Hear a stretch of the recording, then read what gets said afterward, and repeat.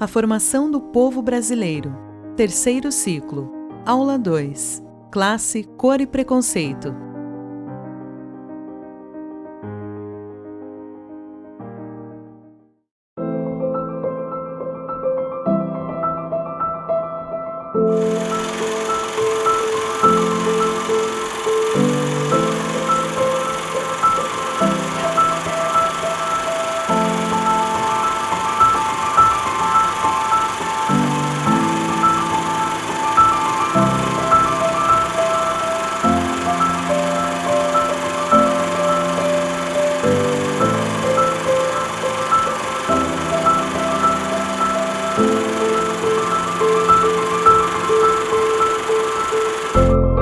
Surgimos da confluência do entrechoque e do caldeamento do invasor português com índios silvícolas e campineiros e com negros africanos, uns e outros aliciados como escravos. Olá, minha amiga, meu amigo, sejam bem-vindos ao curso promovido pela Universidade Aberta Leonel Brizola, a formação do povo brasileiro, a partir das reflexões feitas através da obra O Povo Brasileiro, feito pelo antropólogo Darcy Ribeiro. Darcy Ribeiro afirma em sua obra que, apesar da associação da pobreza com a negritude, as diferenças profundas que separam e opõem os brasileiros em estratos flagrantemente contrastantes são de natureza social. Isso sugere que, além do preconceito racial existente no Brasil, há outro identificado conforme o acesso à renda, ao poder aquisitivo, ao padrão de vida e ao nível de escolaridade.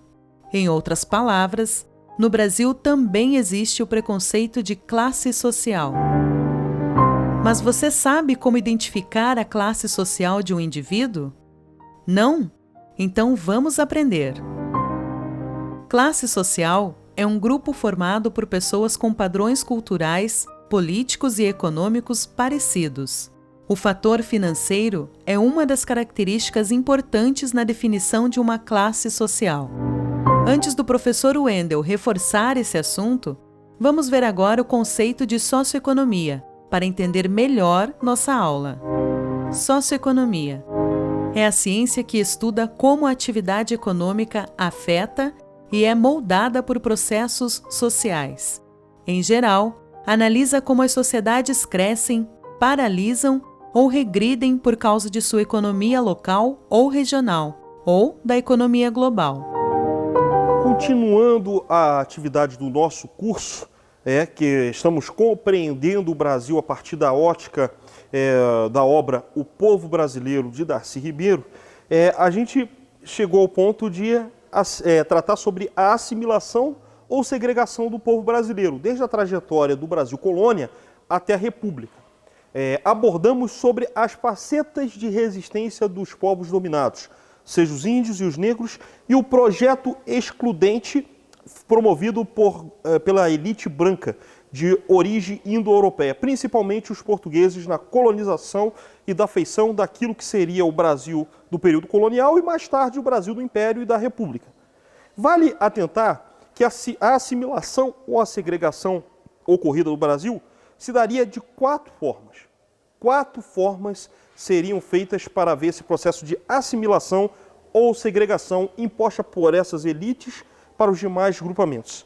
Em primeiro lugar, a assimilação das transfigurações étnicas do Brasil a partir da visão biótica, que seria a interação entre os seres humanos, seja essa interação pelo processo de imposição ou de cooptação. Ou se essa imposição ou cooptação não funcionasse, seria pelo processo de extermínio desses setores refratários. O segundo ponto seria a partir da perspectiva ecológica. Essa perspectiva se daria a partir da convivência, a admissão de novas espécies de animais e plantações do meio ambiente, que viria, por exemplo, a plantação, a existência de galinhas, de bois, de porcos, em suma, na existência de um território brasileiro que até então esses animais não existiam. Outra forma de assimilação ou segregação feita no Brasil seria a assimilação, na verdade, de cunho econômico que promoveria a segregação. Como é que ela se daria? Principalmente a partir da escravidão, atingindo não apenas os índios, mas principalmente o povo negro, desde o decorrer do Brasil, a colônia, e prosseguindo pelo Brasil, o Império. E por último, minha gente, a assimilação e segregação de cunho psicocultural. O que ela se daria? Através da dizimação dos povos que não se adaptavam ao modo de vida do povo europeu, que ora dominava o Brasil a partir da gênese do Brasil colônia. E aí você tem as entradas, as bandeiras, a resistência dos brancos contra a tentativa de fuga dos negros ou da formação de quilombos e assim sucessivamente.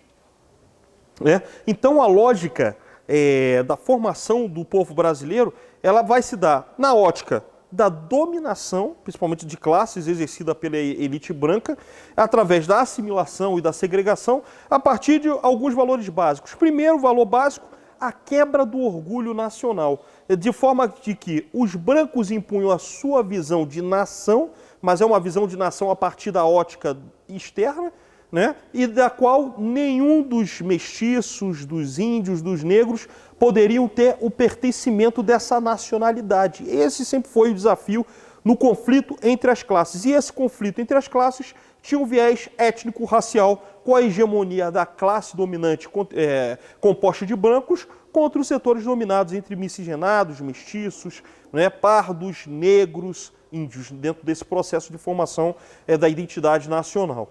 O outro processo se daria da naturalização do preconceito social. Ou, por exemplo, olha, o negro não pode ir a determinados ambientes, o índio não tem o direito de exercer determinados espaços de interlocução e de intervenção social. Então você vai começar a dizer, esse espaço é para a elite branca, esse espaço não pertence aos negros, nem aos índios e nem aos mestiços. É uma forma, querendo ou não, de imposição de valores da elite dominante branca.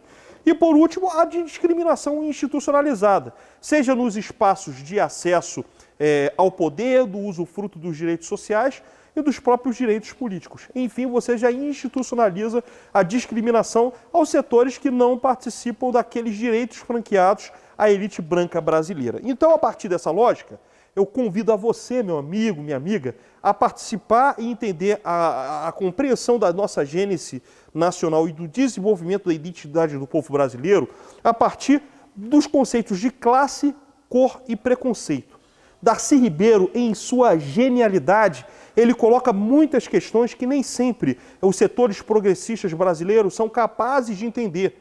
Como é que se dá, na verdade, a exclusão social? Porque nos cânones clássicos dos setores progressistas, eles falam que há disputa e o conflito entre as classes sociais a partir da existência de uma elite dominante que vai deter os meios de produção em um modo de produção, no caso, a análise do modo de produção escravista, passando pelo modo de produção feudal, anteriormente o escravismo, um modo de produção asiático, e prosseguindo até a análise do modo de produção capitalista.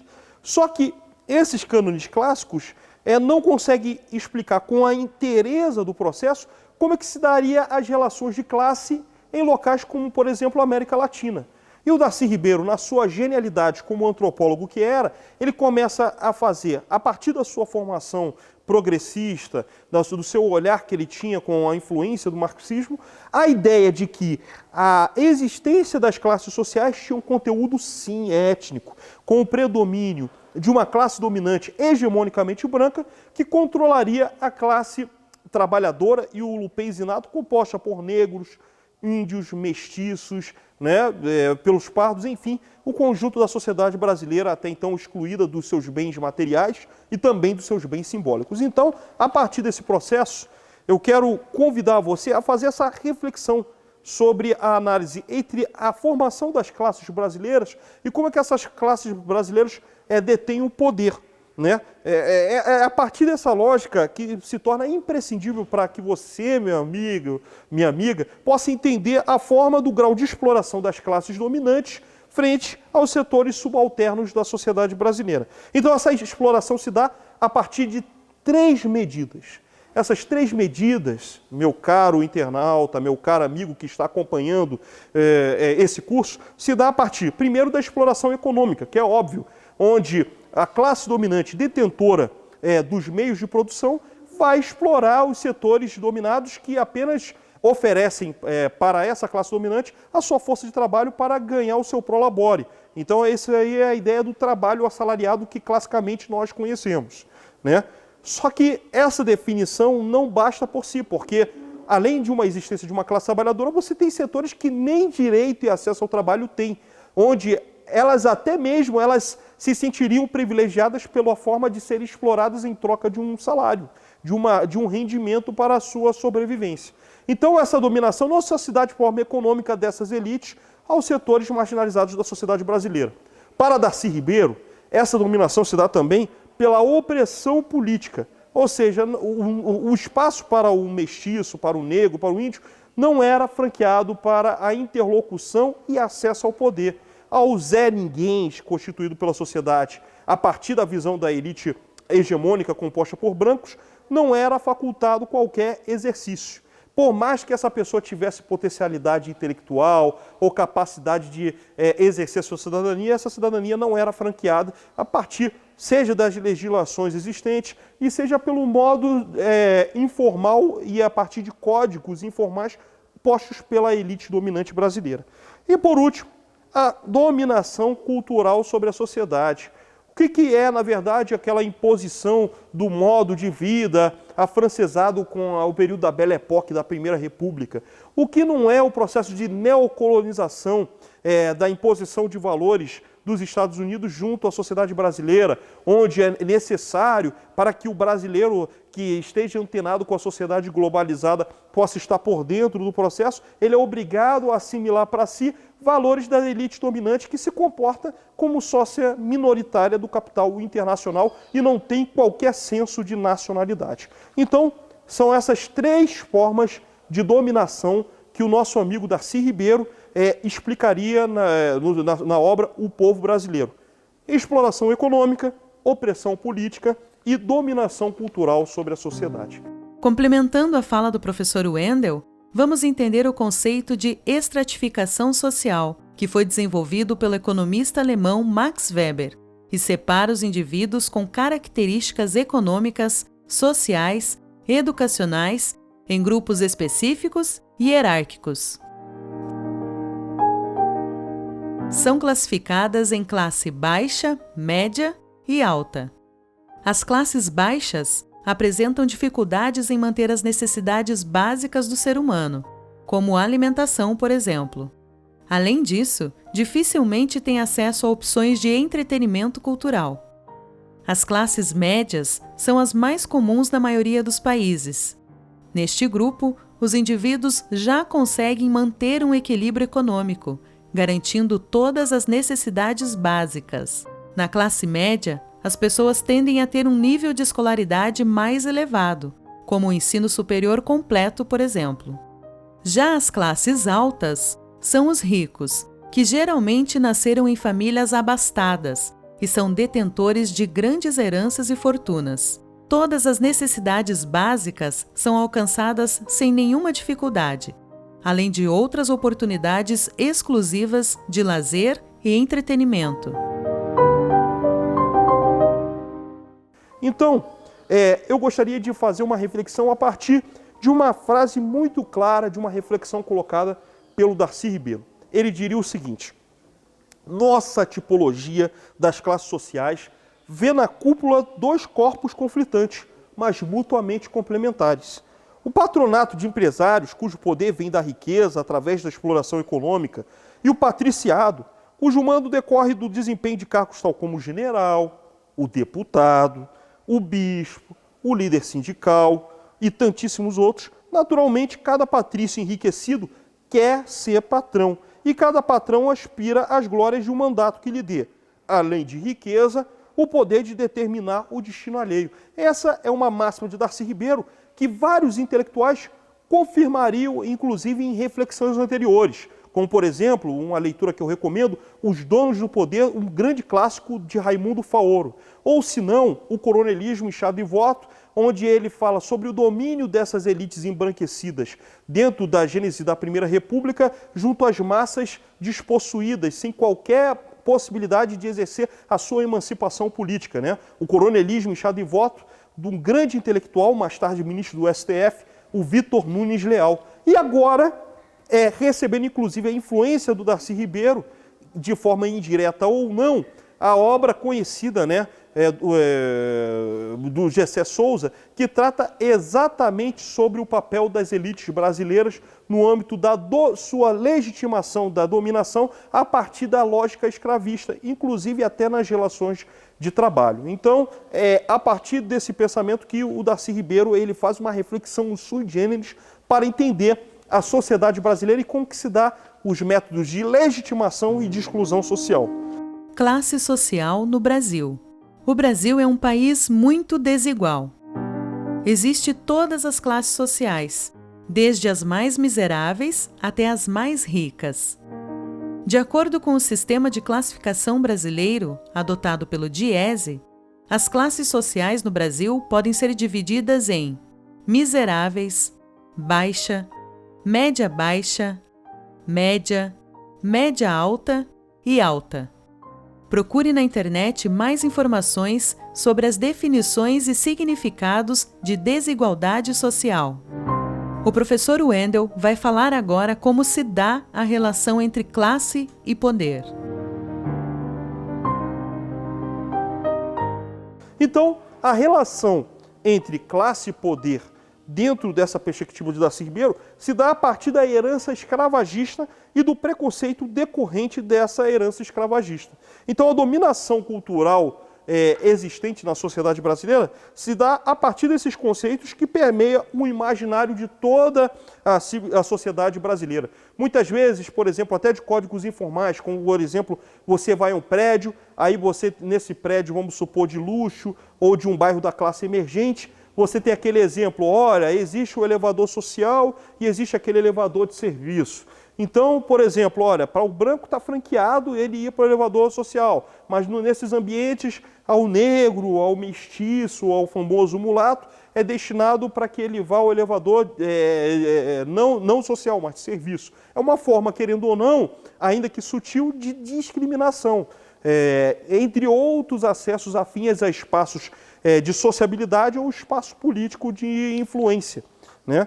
Então, esses preconceitos socioeconômicos no Brasil, eles atingem um patamar tão elevado e atingem uma gravidade tão grande que simplesmente eles, além de possuir um viés social de classe, ele tem uma vertente de discriminação étnico-racial contra negros, mulatos, índios. Então, é essa lógica de discriminação que se dá a partir da legitimação da divisão entre as classes sociais e aonde os brancos vão estar hegemonicamente no âmbito e no topo da classe social. Então, qual é a lógica da análise de Darcy Ribeiro a partir da sua estratificação social? Ele vai fazer a ideia como se fosse uma forma de uma pirâmide, onde na lógica de Darcy Ribeiro, no topo, lá em cima, se encontraria a elite, a classe dominante composta hegemonicamente de brancos. Não que não haja negros, não que não haja mestiços no âmbito da classe dominante, mas há muitos estudos, inclusive acadêmicos, que demonstram de forma muito clara o quanto que os setores hegemônicos da elite brasileira são de origem indo-europeia, né?